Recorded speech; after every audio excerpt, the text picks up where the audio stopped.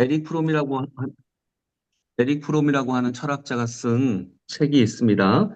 20세기를 만든 100권의 책 중에 들어가는 굉장히 유명한 책인데, 소유냐, 관계냐, 소유냐, 존재냐, 이런 책입니다. 소유냐, 존재냐. 어, 여러분, 여러분, 가족들 사랑하시죠? 네, 사랑 안 하는 걸로 결론 내리겠습니다. 네. 가족들 사랑하시죠? 네. 네. 사랑이 뭐예요? 그러니까 여기서 사랑이 뭐냐, 이 말씀은 뭐냐면, 내가 만일 아이들을 사랑한다, 내가 만일 남편을 사랑한다, 아내를 사랑한다, 사랑한다라고 하는 것은, 사랑한다라고 하는 것은, 어, 뭐를 사랑한다라고 하는 거예요?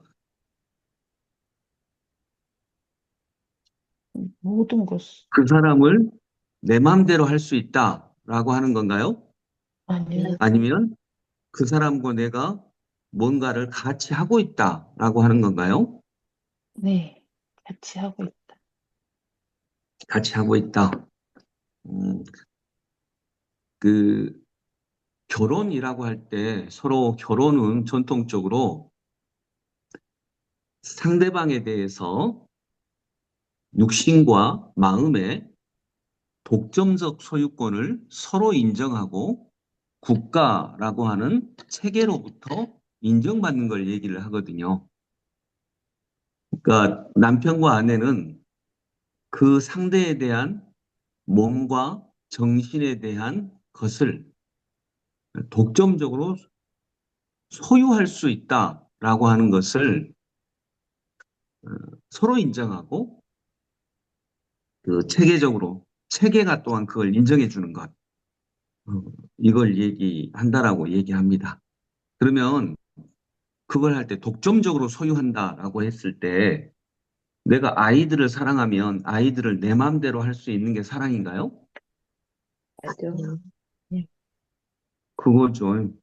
그렇죠. 아니에요. 아이들을 내 마음대로 할 수 있다. 왜냐하면 나는 아이들을 사랑하니까. 그럼 반대로 아이들이 부모님을 사랑하면 아이들도 부모님을 내 마음대로 할 수 있게 되는 거거든요. 그래서 소유라고 하는 건 사랑은 내가 그걸 소유한다라고 하는 건 아니다. 그러면 사랑은 뭐 하는 거예요? 같이 한번 네, 박상아 집사님 뭐라고요? 바라봐 주는 거요. 바라봐 주는 거. 나 옆집 아줌마도 바라봐 주는데.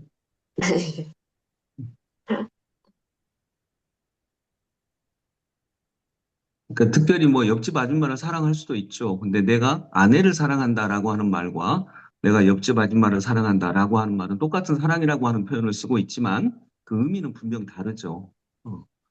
이제 그런 면에서 보면 그 에리 프롬이라고 하는 이 철학자는 뭐라고 얘기했냐면 사랑을 어떤 사람은 소유의 관계로 생각한다는 거죠. 사랑한다면 내가 바라는 걸 당신이 내 마음대로 다 해줘야 돼. 이렇게 생각하는 사람도 있다라고 하는 것입니다.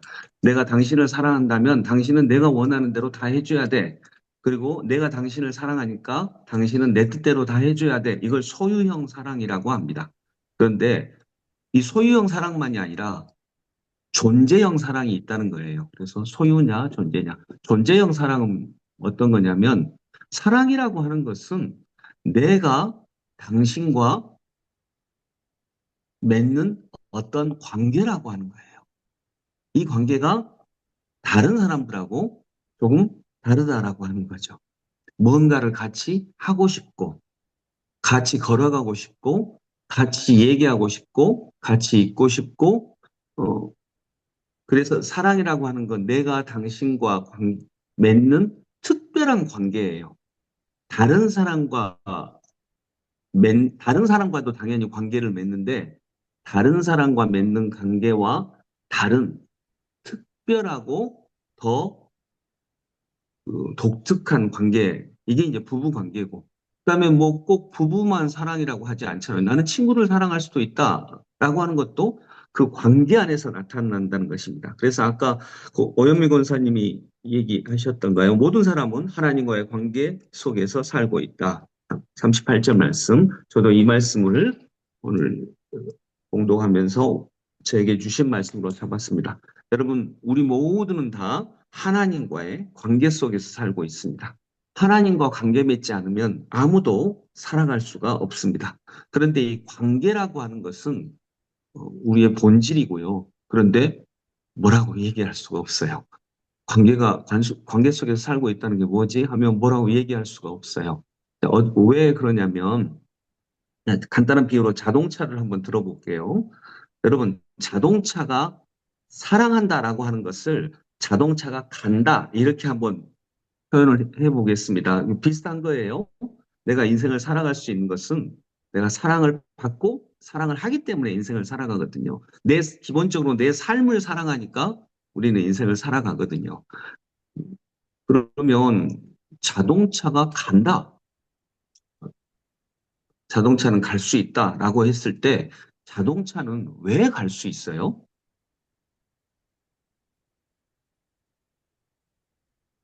기름이 있어야 해요. 네, 기름만 있으면 가요? 아니요. 운전하는 아니, 사람이 있어요.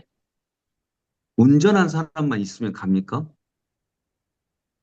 길이 있어야 고장나면. 되고. 기름도 있어야 되고요. 운전하는 사람도 있어야 돼요. 두 개만 있으면 경비하는 가나요? 사람, 경비하는 네? 사람도 있어요.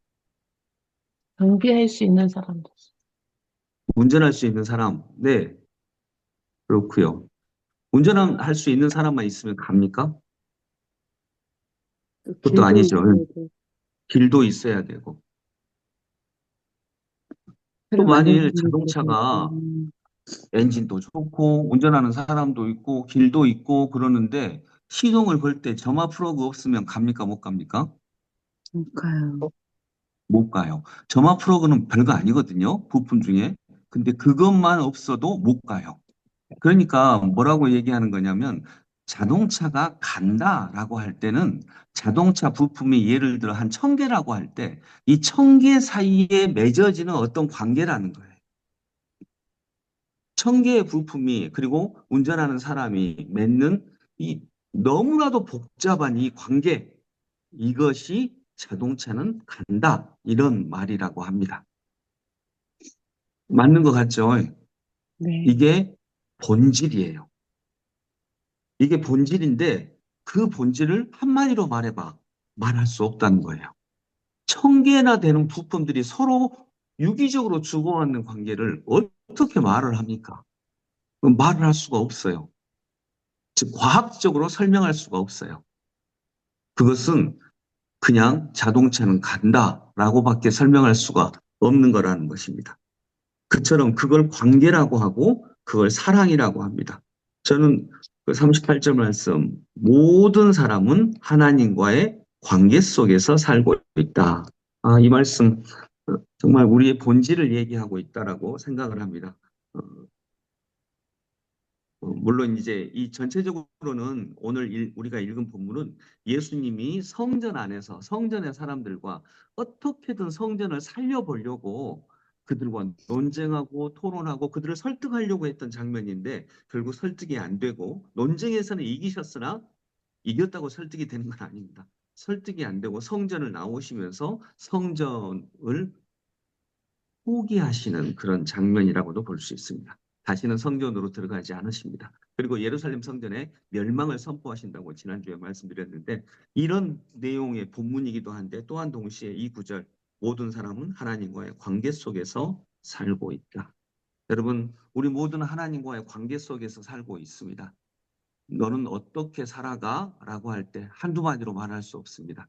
그건 본질을 얘기하는 건데 예, 수없이 많은 것들과의 관계 속에서 우리가 살고 있는데 그걸 한마디로 얘기하면 우리는 하나님과의 관계 속에서 살고 있어. 이렇게 얘기할 수 있습니다. 하나님이 빛을 만드셨고 태양을 만드셨고 또 길을 만드셨고 내가 사랑하는 사람들을 만드셨고 이 봄을 우리에게 선물로 주셨고 이 모든 것과의 관계 속에서 살고 있습니다. 이걸 고백할 때 우리는 찬양하고 감사할 수 있는 것입니다. 그 무엇 하나만 없어도 우리는 우리의 삶을 살아갈 수 없을 것입니다. 심장 하나만 없어도 우리는 살지 못할 것입니다. 우리가 막 잠에서 깨었다 할 때 우리가 자고 있어도 심장은 스스로 알아서 뜁니다. 하나님의 은혜입니다. 그래서 모든 사람은 다 하나님과의 관계 속에서 살고 있습니다. 이거 자체가 놀라운 신비입니다. 자동차만 해도 1000개 정도의 부품에 유기적인 엄청난 서로의 관계가 간다라고 하는 것의 본질이 있듯이 우리도 하나님과의 관계 속에서 살고 있는 것이 우리 삶의 본질인 줄로 믿습니다. 기도하겠습니다. 아버지 하나님, 은혜를 감사합니다. 우리가 하나님과의 관계 속에서 살고 있습니다. 이 말씀을 잊지 않도록 인도하여 주옵소서. 우리는 하나님과의 관계 속에서 내가 하나님을 소유하는 것도 아니고 하나님이 나를 소유하시는 것도 아니고 우리 둘 사이에 또 우리와 세상 사이에 맺어지는 그 관계 안에서 살고 있습니다. 주님, 그래서 우리가 가족들을 사랑한다고도 할 때 가족들과의 관계, 즉 가족들과의 사이가 좋게 하여 주옵소서. 저 사람을 내가 원하는 대로 소유하는 것이 아니라 그 사람이 원하는 것, 내가 원하는 것, 또 그 사이에서 맺어지는 관계, 이 관계가 삶의 본질인 것을 깨닫게 하여 주옵소서. 우리 사이에 좋은 사이, 우리 사이에 아름다운 관계가 형성되게 하여 주옵소서. 하나님과도 그러하게 하여 주옵소서. 예수님 이름으로 기도드립니다. 아멘.